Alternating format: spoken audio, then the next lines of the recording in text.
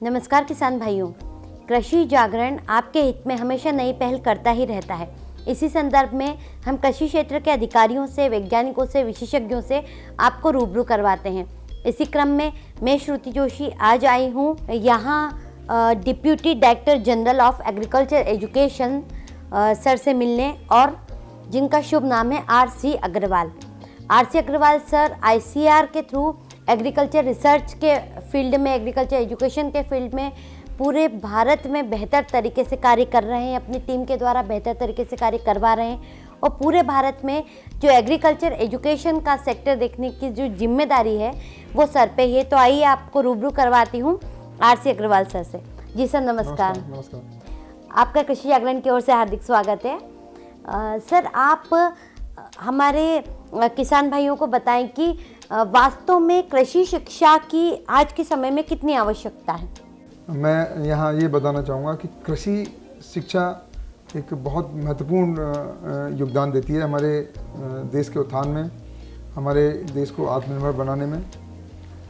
जैसा आपने पूछा कि कृषि शिक्षा की क्या आवश्यकता है, मैं यहाँ बताना चाहूँगा कि हम लोगों ने देखा कि जो हमारा पेंडेमिक हुए, 2 पेंडेमिक जिसमें लॉकडाउन हुआ हमारा, आज हम लोग सभी अगर जिंदा हैं तो हमारा अगर आज कृषि में आत्मनिर्भर देश नहीं होता हमारा, हमें अगर खाने के लिए बाहर से इंपोर्ट करना पड़ता, बाहर से आयात करना पड़ता, हमें अगर दूध नहीं मिल पाता, हमें अगर समय पर अनाज नहीं मिल पाता, सब्जियां नहीं मिल पाती, या जो भी खाने की चीज़ थी जिसका कि महत्व घर में बंद रहते हुए हमने देखा, तो आज हम हमारी स्थिति कुछ और ही होती।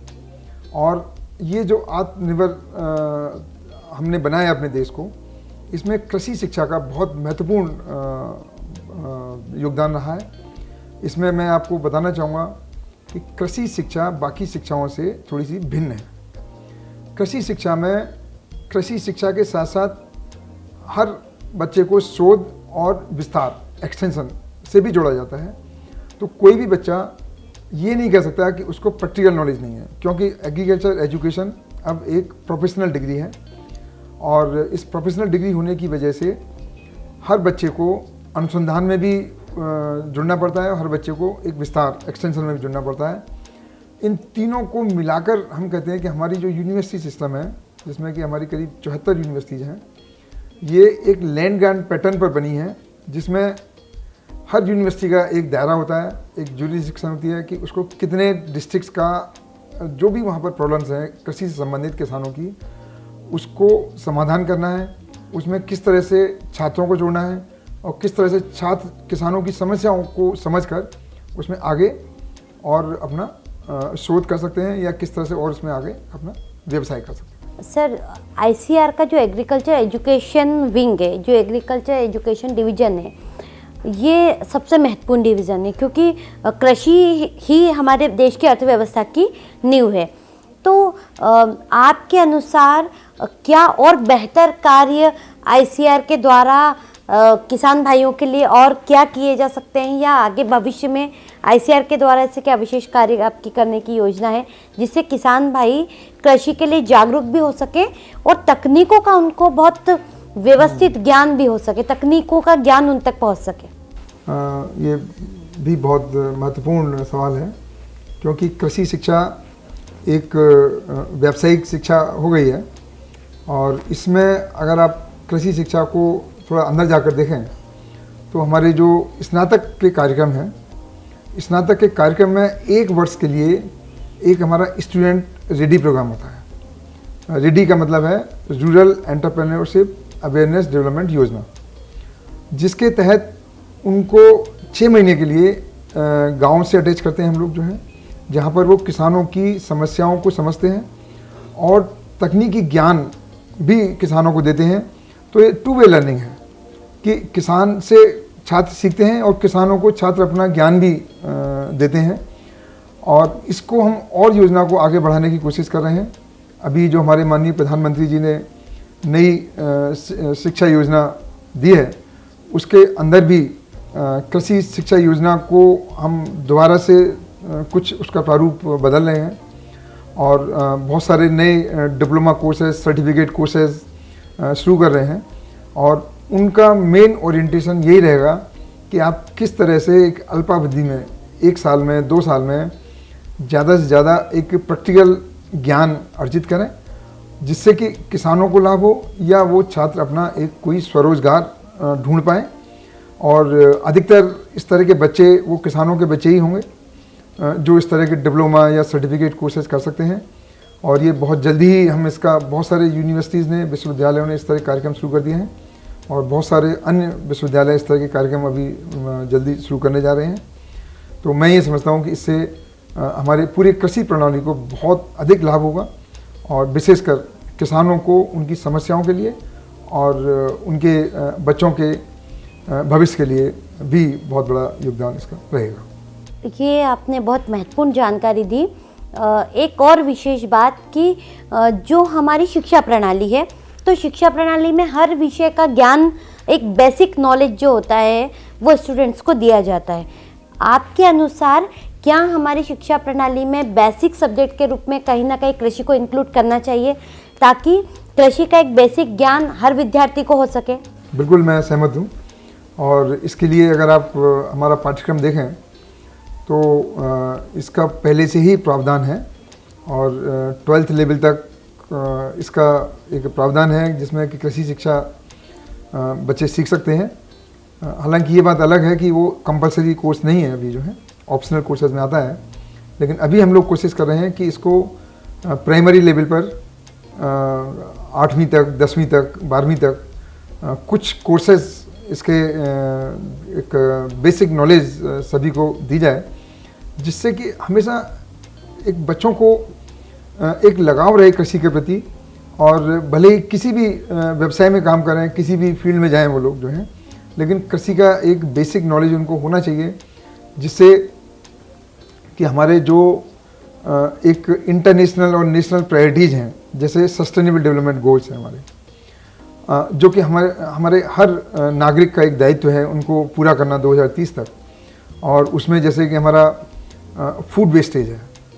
अब फूड वेस्टेज हर बच्चे को समझना चाहिए। हम तभी समझ में आएगी जब आपको पता लगेगा कि एक कप कॉफ़ी जो कि हम कई बार फैला देते हैं, हम नहीं पीते हैं, वेस्ट कर देते हैं, एक कप कॉफ़ी बनने के लिए जो खेत में उगती है, जिसे हम कॉफ़ी बनाते हैं, आपको 95 लीटर पानी चाहिए, 95 लीटर। तो एक कप कॉफ़ी आपने फेंक दी तो आपने एक कप कॉफ़ी नहीं वेस्ट की, आपने 95 लीटर पानी वेस्ट किया।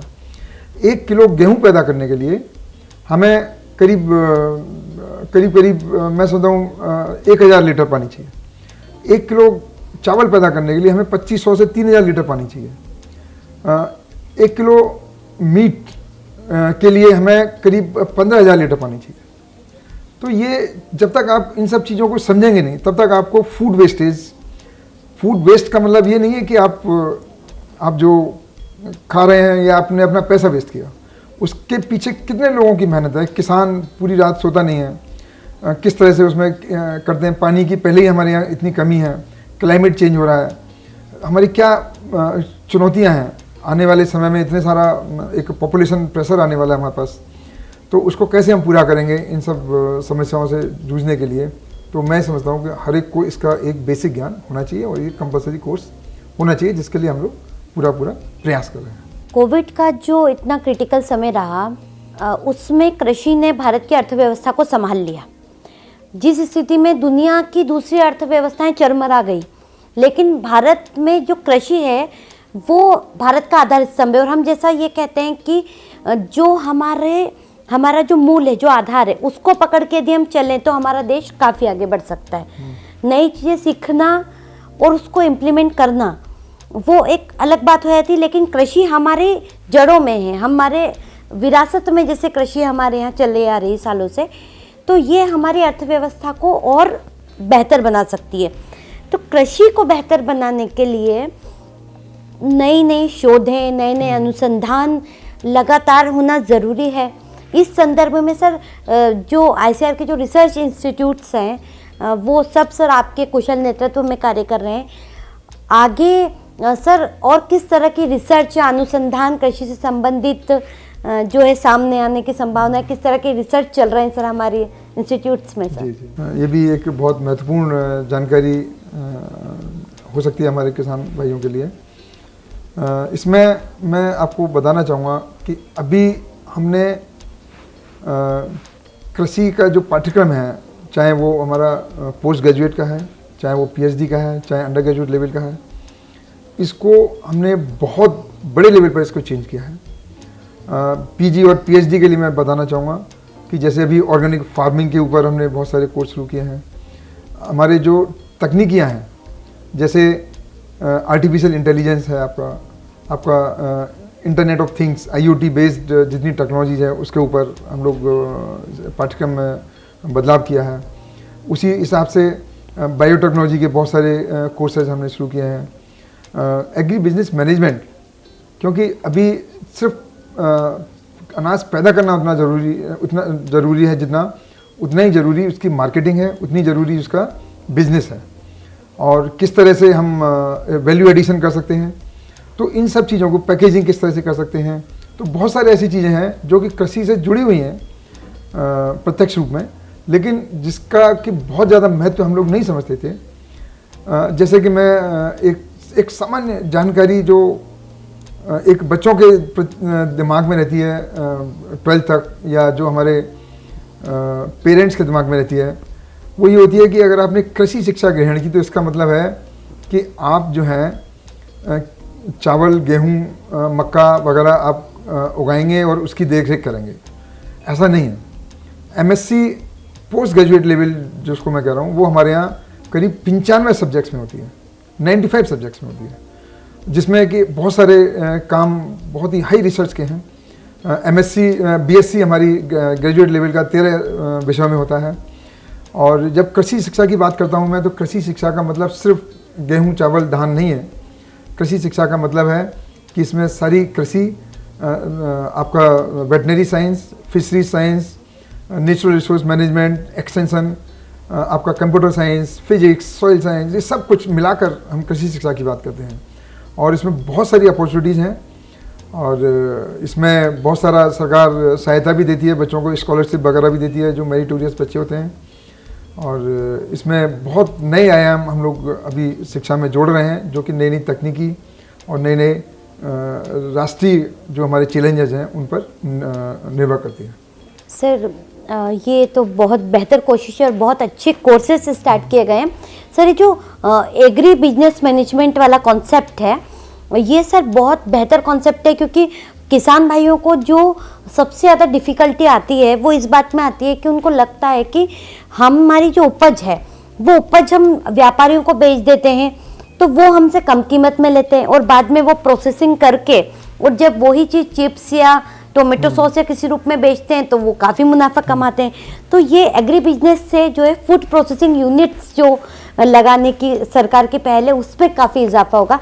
सर, जो आपके इतने सारे रिसर्च इंस्टीट्यूट्स हैं, जो इतने सारे एजुकेशनल इंस्टीट्यूट्स हैं ICAR के, इसमें सर पहले की तुलना में सर आपको क्या लगता है कि अभी युवाओं का ये कृषि संबंधी शिक्षा लेने की ओर रुझान बढ़ा है पहले से? थोड़ा नहीं, बहुत ज़्यादा रुझान बढ़ा है। अगर मैं आंकड़ों पर जाऊं तो 2013-14 के मुकाबले हमारे पास सीट्स उतनी ही अंडर ग्रेजुएट लेवल पर करीब 40,000 सीट्स हैं हमारे पास 74 यूनिवर्सिटीज़ में, और उसमें पहले हमारे पास करीब 90,000 एप्लीकेंट्स, कैंडिडेट्स आते थे अप्लाई करने के लिए। लेकिन अभी आज की डेट में हमारे पास गत वर्ष करीब 1,90,000 बच्चों ने आवेदन किया हमारे पास, जिससे कि आपको पता लगेगा कि ज़्यादा से ज़्यादा बच्चे हमारे इस एग्रीकल्चर एजुकेशन के प्रति आकर्षित हो रहे हैं। आकर्षण का और भी बहुत सारा कारण है। इसमें जॉब अपॉर्चुनिटीज़ का है, इसमें हायर एजुकेशन का है, इसमें रिसर्च का है, और जो हमारी एक विश्व बैंक की योजना चल रही है national agricultural higher education project के तहत, जिसमें अभी तक हम करीब 400 बच्चों को पूरी वित्तीय सहायता देकर हमने विदेश भेजा है 3-3 महीने के लिए, 6-6 महीने के लिए, जिससे कि बच्चे एक बहुत अच्छा ज्ञान प्राप्त करके आ रहे हैं, और उस ज्ञान के तहत या तो वो एंटरप्रेन्योर अपना स्वरोजगार ढूंढ रहे हैं, या और हायर एजुकेशन के लिए वो प्रेरित होते हैं। तो मैं समझता हूँ कि बहुत ज़्यादा एक आकर्षण कृषि शिक्षा के प्रति अभी हो रहा है और काफ़ी बच्चों में कंपटीशन है।